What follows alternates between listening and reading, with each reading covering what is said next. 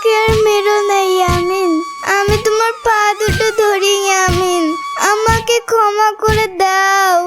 আজকে আমার শরীরটা খুব খারাপ ইয়ামিন।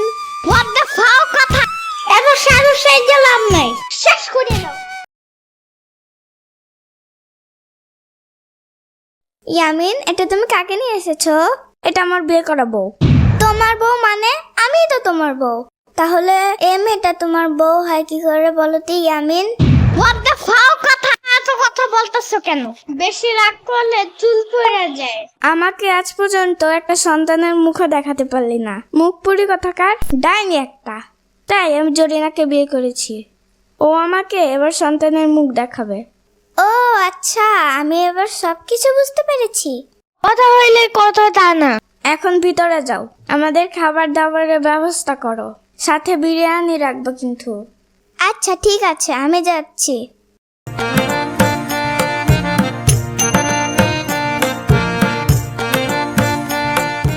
এই ইয়ামিন, ও কেন আমাদের ঘরে এসেছে? আসলে ছোট, বিয়ের পর অনেক নিয়ম কানুন থাকে, তাই আমি তোদের ঘরে এসেছিলাম। আর সেই নিয়ম কানুন আমি তোকে শিখিয়ে দিতে এসেছিলাম। আর সেই সাথে তোমাদের জন্য কিছু খাবার নিয়ে এসেছি। এই শম্পা শোনো, তোমার মতো অলক্ষীর কাছে আমি কোনো নিয়ম কানুন শিখতে চাই না। যা নিয়ে এসেছো সেগুলো এখানে রেখে চলে যাও। ইয়ামিন, ওকে এখনই আমাদের ঘর থেকে বেরিয়ে যেতে বলো, না হলে কিন্তু আমি কান্না করব। চুপ থাকো, এত কথা বলতেছো কেন? এত সারু সেই লাভ নাই। যাও যাও যাও, জলদি যাও।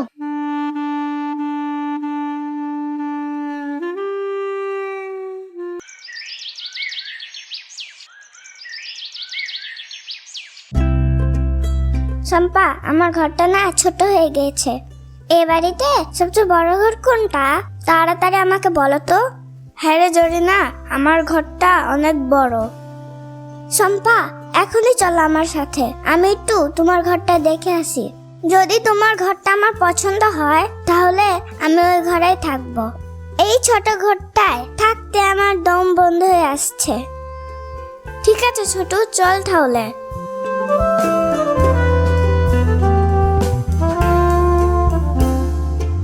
শম্পাপু, তোমার ঘরটা না আমার অনেক পছন্দ হয়েছে।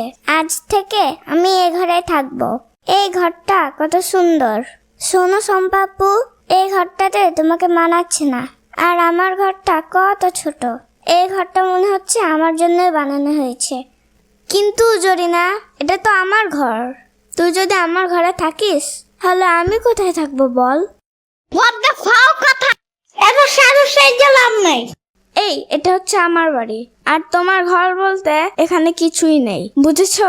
আজ থেকে জরিনা আর আমি এই ঘরেই থাকবো, আর তুমি বাহিরে গিয়ে থাকো। যাও যাও যাও যাও, জলদি যাও। আচ্ছা ঠিক আছে ইয়ামিন, তোমার যাতে ভালো হয় আমি তাই করবো তোমার জন্য। আমি কিছুই বলবো না তোমাকে।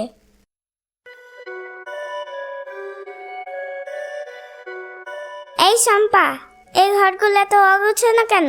সারাদিন তুমি কি করো? হ্যাঁ, সারাদিন বসে বসে ঘোড়ার ঘাস কাটো মনে হচ্ছে। আমার স্বামী কত কষ্ট করে রোজগার করে, আর সেই খাবারগুলো তুমি বসে বসে খাও। তোমার বসে বসে গিলা ছাড়া আর কি কাজ আছে বলো তো? আসলে জরিনা, আজ আমার শরীরটা খুব খারাপ, আমার কিছুই ভালো লাগছে না। তাই আজকে আমি ঘরের কোনো কাজ করতে পারিনি। আজকে ইয়ামিনের জন্য একটু কষ্ট করে তুই রান্না কর না বোন আমার।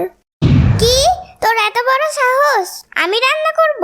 তা অসম্ভব ব্যাপার। এটা কিছুতেই সম্ভব না। আমি বড় লোকের মেয়ে, এসব রান্না বান্না আমাকে দেওয়া হবে না। এসব তোর মতো কাজের মেয়েরাই করবে। আমার মতো মেম সাহেবকে দিয়ে এসব কাজ সম্ভব নয়। আমার যে সুন্দর চেহারা, এসব রান্না বান্না করলে আমার গায়ের রং কালো হয়ে যাবে। আমি এসব রান্না বান্না করতে পারবো না। তুই রান্না করবি। আর এসব ঢং দেখানো বাদ দে। তোর এই অসুস্থতা দেখার টাইম নেই আমার, বুঝেছিস? শোন জরিনা, স্বামীর জন্য রান্না বান্না করলে কেউ কখনো কাজের মেয়ে হয়ে যায় না, বরং আরো নিজের সম্মান বেড়ে যায়। তাই তুই একটু সম্মানটা অর্জন কর না। আমি যদি কখনো এ বাড়ি থেকে চলে যাই তখন তো ইয়ামিনের জন্য তোকে রান্না বান্না করতে হবে, তাই না? এই শম্পা, তুই কি আমার কোনো কথা শুনিসনি? আমি তোকে কি বলেছি? আমি রান্না করতে পারবো না বলেছি যেহেতু পারবো না। তোরে ফালতু পেঁচাল আমাকে শোনাবি না, যা দূর হয় এখান থেকে। আর তোর এই জ্ঞানগুলো তোর কাছে রাখ, বুঝলি? আজকে ইয়ামিন বাড়ি আসুক, আজকে তোকে কি মজা দেখায় তুই দেখ। আমাকে জ্ঞান দেওয়া ছুটিয়ে দেবো তোকে। বললাম তো আজকে আমার শরীরটা ভালো নেই, আজ আমি কোনো কাজ করতে পারবো না। কি? যত বড় মুখ নয় তত বড় কথা।